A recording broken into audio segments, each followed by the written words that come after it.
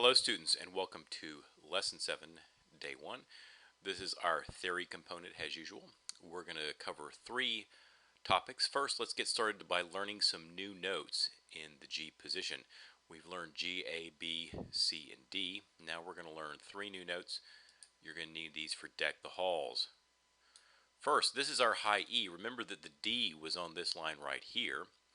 So the E is on the space above it, and that's going to be right above that D on the piano. Then next we have the high F sharp. Now remember, every single F in this is going to be an F sharp. We've talked about that because of the key signature. And here's some examples of some F sharps. We've got two quarter notes, one half note. And then finally we look at the high G. These are all right above the line. Okay, so remember, high E is on the space, F sharp is on the line, G is right above the line. So you're going to learn three new notes. So in this Deck the Hall song, you're going to start breaking out of this basic five-finger position, going to start expanding the hand. We're going to look at some new techniques to do that, but otherwise this is pretty simple. In the left hand, you're going to have the same three chords, the G chord, which is GBD, the C chord, GCE, and the D chord, F sharp, A, and D. And I go over those in all the playing videos in the next few lessons. Now, we've learned about F sharp, and now it's time to really explain to you what all the sharps are and how all the flats work. To begin with, let's just realize that every single black key on your piano, and by now you've realized there's five of them, have two names, a sharp name and a flat name, and I have them all listed here.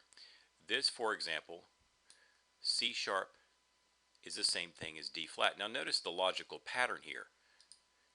C and D are right next to each other. D's one above C. So think about it this way. C goes up to C sharp, D goes down to D flat, but they're the exact same note.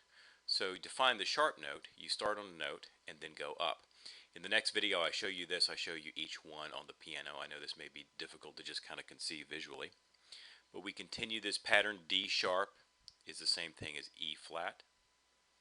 Okay, the next two notes, E and F, are both white notes, but look, the F sharp is the same thing as G flat. You may be wondering, why doesn't this F sharp right here, why doesn't it have a sharp symbol by it? Now remember, it doesn't have to, because every single thing in this key that we're playing in, every single F is an F sharp. Then we have G sharp and A flat, and finally we have A sharp and B flat. And in music, we're going to see from time to time, a black note is going to be called a sharp. From time to time, it's going to be called a flat. You just have to know both. You definitely have to know both. Okay. Now, for a very, very, very important rule in music, I call this the accidental rule. There are times when composers change their mind about what note should be flat and what note should be sharp. And whenever they do this, you know, if they stick a flat by something or a sharp by something in the middle of a measure or at the beginning of a measure, this is called putting in an accidental. I know that doesn't make sense because the composer is obviously intentionally doing it. It's an old joke in music, but nonetheless, that's what it's called, accidentals. Let's look at this measure right here. Notice we're still in this key that's saying every single F is an F sharp. Well, we've got a B. Then the composer says, play this B has a B flat. But this B and this B are also going to be B flats. However, these notes over here are going to go back to B. Now, why does this occur? Because from now on, once he makes it B flat, all the B's in that measure on this line, just the ones on this line, are going to become B flats. But once we cross the measure line, it goes back to being B. Now, in this example over here, what happens if he wants to go back and forth? Well, he starts off with B, then he says B flat, and then he says, look at this symbol, this is called B natural. He's changing it back to a regular B. Okay, let's just kind of do an exercise. I'm going to go over this in the jazzy song we have, A Little Blues. We're going to have an example of this. But I'd like to show you maybe just a little example of how you can figure this out. Let's say the note was G. I put a G right there. composer says, oh, I want the next G to be G flat. The next G is also G flat, but here's the deal. Once we cross this measure line, it's regular G. Okay? Now, let's do this. Let's pretend composer wants the first F to be F sharp. He doesn't have to write a sharp by it. Why? Because it already says sharp here. Every single F is an F sharp. Then the composer says, oh, I want to change this next note to regular F or F natural. Then he puts the natural sign by it. The next note would also be F natural, because remember, this changes it throughout the measure. But then we cross that measure line and it goes back to being F sharp. Let's do one more example to make sure we understand this. I'm going to erase a few things here. There we go. We're erased. Okay.